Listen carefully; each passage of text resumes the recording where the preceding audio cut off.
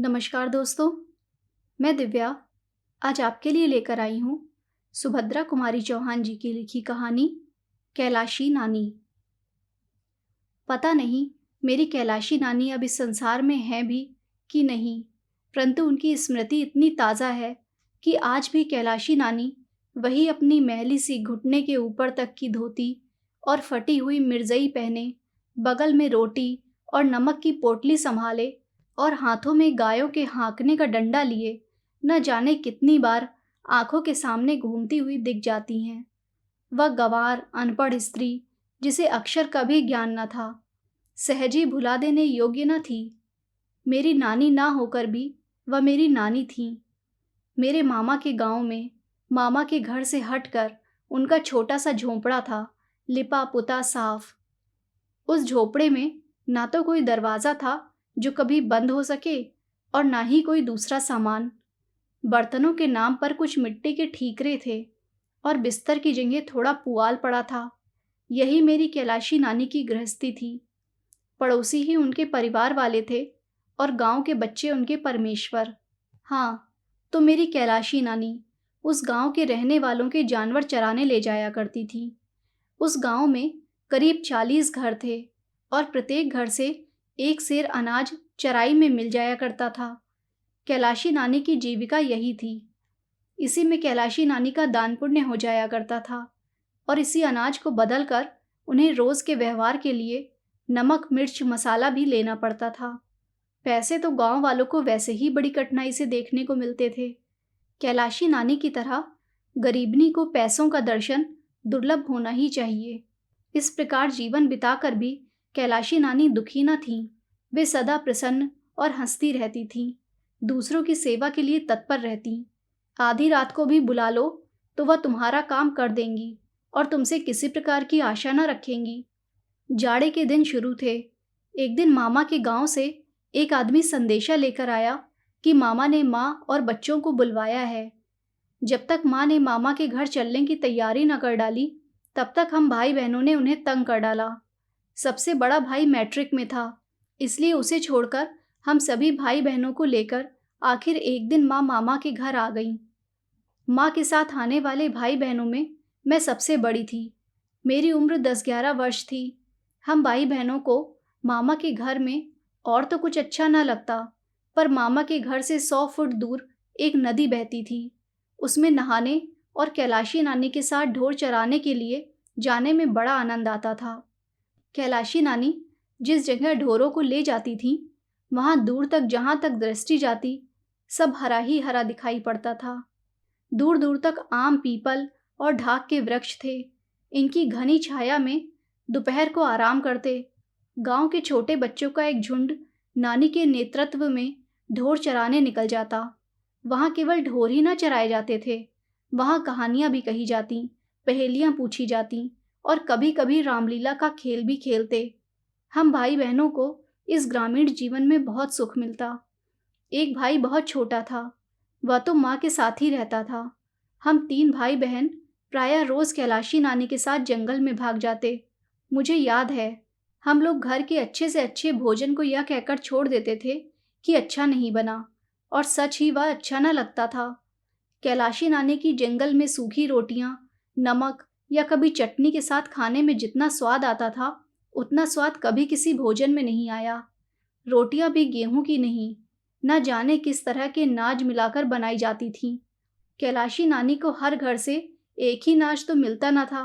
कहीं गेहूं, कहीं जौ, ज्वार, मक्का, उड़द, मूंग, अरहर सब मिलाकर इकट्ठा कर देती और रोज आवश्यकता अनुसार किसी की चक्की से पीस लाती और दूसरे दिन के लिए रोटियां सेक रखती। यही उनका प्रतिदिन का आहार था। यही रोटियां वह सबको खिलाती थीं और हम लोग बड़े स्वाद से खाते थे। कभी कभी गांव के दूसरे बच्चे नदी में धोती फैलाकर मछली भूनते। उस दिन कैलाशी नानी रोटी भी ना खाती, सत्तू खाकर ही रह जाती। इसी प्रकार एक दिन हम लोग कैलाशी नानी के साथ हार पर गए थे। उस दिन कैलाशी नानी ने राजा रानी की कहानी सुनाई थी। राजा की एक राजकुमारी थी, बड़ी सुंदर, बड़ी नेक। किंतु एक दिन जब वह नदी पर नहा रही थी, तब परियों के देश के राजा का राजकुमार आया और राजकुमारी को घोड़े पर बैठाकर ले भागा। कहानी सुनने के बाद कलेवा से पहले हम लोग बड़ी देर तक नहाते थे और तैरते थे। पानी बहुत गहरा न था, पर बड़ा साफ था। नदी में नहाने का ही प्रलोभन हमें रोज यहाँ घसीट लाता। हाँ, तो उस दिन नहाते नहाते मुझे यही डर लग रहा था कि कहीं परियों के देश का राजकुमार न आ जाए। वहाँ राजकुमार तो न आया, परंतु जब नहा धोकर लौटी तो देखा कि कैलाशी नानी के पास कोई बैठा है। कपड़े जरा साफ सुथरे थे। मैं डरी कि कहीं यही तो वह राजकुमार नहीं है। फिर घबराकर दूर तक नजर दौड़ाकर देखा, कहीं भी कोई घोड़ा ना दिखा। मैं बेफिक्र हो गई कि यह राजकुमार नहीं है, वह होता तो घोड़ा जरूर होता। बाद में कैलाशी नानी से मालूम हुआ कि वह गांव का जमींदार है और कैलाशी नानी को हर महीने ढोर चरवाई में 5 सेर अनाज देता है। वह वहीं हम लोगों के पास ही पीपल के पेड़ की जड़ पर बैठ गया और हम सब भाई बहनों के बारे में कैलाशी नानी से बातचीत करने लगा। जब उसे यह मालूम हुआ कि अभी तक मेरी शादी नहीं हुई तो उसे बड़ा आश्चर्य हुआ, क्योंकि गांव में तो उस समय लड़की के पैदा होते ही ब्याह की बातचीत हो जाती और 3-4 साल की होते होते तो उसका ब्याह भी हो जाता था। उसने स्वर को धीमा करके कैलाशी नानी से कहा कि क्या कुल में कोई दाग है जो इतनी बड़ी लड़की अभी तक कुंवारी है? कैलाशी नानी ने कहा, नहीं भैया, कुल में दाग वाग कुछ नहीं है। बड़े आदमी हैं, लड़की लड़के सभी मदरसे में पढ़ते हैं।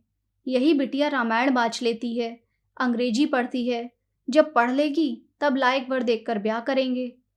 वह जमींदार जितनी देर तक बैठा रहा, बार बार हमें ही देखता रहा। दूसरे दिन जब कैलाशी नानी ढोर ढीलने आई तो छोटे भाई बहन अभी सोकर नहीं उठे थे, इसलिए मैं अकेली ही नानी के साथ निकल गई। कलेवा करने से पहले हम सब बच्चे फिर नदी पर नहाने गए। जब हम जा रहे थे तभी वह जमींदार फिर आया। वह कैलाशी नानी को बड़ी देर तक कुछ समझाता रहा। उसे कैलाशी नानी ने हाथ जोड़कर कुछ अस्वीकार किया। जमींदार ने कुछ ना सुनकर नानी के पल्लू में जबरदस्ती कुछ बांध दिया। हम लोग भी रोटी खाने आए, पर आज कैलाशी नानी रोज की तरह खुश न थीं। उनके चेहरे पर एक तरह की उदासी थी जो छिपाई न छिपती थी। उन्होंने हमें खिलाया पिलाया और फिर कहानी सुनाने बैठी, किंतु कहानी में उनका मन न लगा। अन्य दिनों की तरह जब मैं बच्चों के साथ ढोर हाँकने जाने लगी तो जाने न दिया। उन्होंने मुझे अपने पास ही बिठाए रखा। मैंने जिद की तो मुझे डांट भी दिया। शाम हो चुकी थी। माँ तुलसी के पास दिया जला रही थी। कैलाशी नानी छिपती हुई सी माँ के पास आईं और इशारे से बुलाकर अलग कमरे में ले गईं। उन्होंने माँ से कहा कि वह अपने बच्चों समेत जल्दी से जल्दी घर वापस चली जाएं, कारण कि वह जमींदार हम दोनों बहनों को अपने नालायक पुत्रों की वधू बनाना चाहता है। जमींदार का मेरे मामा से बहुत दिनों से बैर चला आ रहा था। शायद वह अपने इस बैर का बदला इस प्रकार लेना चाहता था। वह चाहता है कि कैलाशी के साथ ढोर चराने जाने पर वह हम दोनों बहनों की मांग में अपने पुत्रों से सिंदूर भरवा दे। इस प्रकार हम दोनों बहनें उसकी पुत्र वधुएं बन जाएंगी। मामा जानकर भी कुछ ना कर सकेंगे। इस काम में वह कैलाशी नानी की सहायता लेना चाहता था, इसलिए 10 रुपए उनके पल्लू में जबरदस्ती बांध दिए थे। 40 रुपए काम पूरा हो जाने पर देने का वादा किया था। कैलाशी नानी ने शपथ लेते हुए वह 10 रुपए कमर से निकालकर माँ को दिखाए और फिर बोली, बिटिया झूठ नहीं कहती, मेरे पास तो 10 पैसे भी नहीं, फिर ये 10 कलदार कहाँ से आए? ये उस अधर्मी ने बांध दिए हैं। तुम बिटिया को लेकर चली जाओ। जिस गांव का जमींदार इतना अधर्मी है, तुम यहाँ फिर ना आना। बिटिया की शादी ब्याह करके ससुराल भेजकर ही फिर आना। कैलाशी ने यह भी कहा कि वह हमारे जाते ही इन रुपयों को जमींदार के आगे फेंक देगी। अधर्म का पैसा वह कभी स्वीकार न करेगी। मुझे याद आया कि एक दिन इकन्नी लेकर मैं नानी के साथ चली गई और कैलाशी नानी ने मुझसे लेकर वह बहुत संभाल कर रख ली और शाम को लौटकर वह माँ को वापस कर दी। माँ ने जब वह इकन्नी उन्हीं को वापस दे दी तो कैलाशी नानी के चेहरे से ऐसा भाव टपक रहा था जैसे उन्हें कहीं का खजाना मिल गया हो। कई बार इकन्नी को उलट पुलट कर देखने के बाद कैलाशी नानी ने उसे कमर में खोंस लिया। माँ को जाने कितने आशीर्वाद देती हुई वह गई थी। वही कैलाशी नानी आज कमर में 10 कलदार बांधे थीं। कल जरा सी बात पर 40 रुपए और मिलने वाले थे, पर कैलाशी नानी अधर्म का पैसा नहीं लेना चाहती थीं। उन्होंने कहा कि अगले दिन वह हमें वहाँ से भेजे बिना ढोर चराने नहीं जाएंगी और जमींदार के रुपए उसके दरवाजे पर जाकर फेंक देंगी। फिर तो चाहे वह महीने का 5 सेर अनाज भी बंद कर दे, कैलाशी डरती नहीं। वह कहीं भी जाकर ढोर चराकर पेट पाल लेंगी। माँ उसकी बात पर विश्वास नहीं कर पा रही थी। कोई कैसे उनकी पुत्रियों की मांग में सिंदूर भरकर घर में रख लेगा। मेरे पिताजी प्रसिद्ध वकील हैं। वे जमींदार को जेलखाने की हवा खिला सकते थे। फिर भी माँ कैलाशी नानी के आग्रह को ना टाल सकी। दूसरे दिन वह हमें लेकर घर चली आईं। तब से आज तक कैलाशी नानी का हमें कोई समाचार नहीं मिला था। धन्यवाद।